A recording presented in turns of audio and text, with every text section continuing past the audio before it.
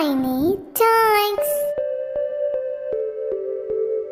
Are you ready? Let's explore different varieties of plants. Trees, trees, trees. Trees are big and tall plants. They have very thick woody and hard stems called the trunk. The trunk gives rise to many branches that bear leaves, flowers and fruits.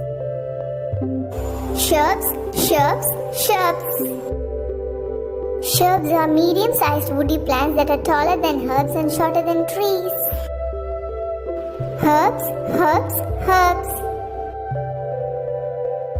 Herbs are small plants with green, delicate and tender stems. They may have no or fewer branches.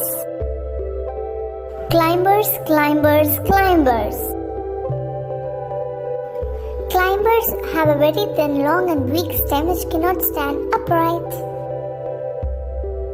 Creepers, creepers, creepers.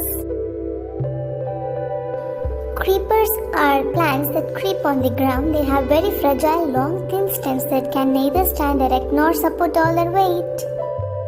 Thanks for watching. Please do like, share and subscribe.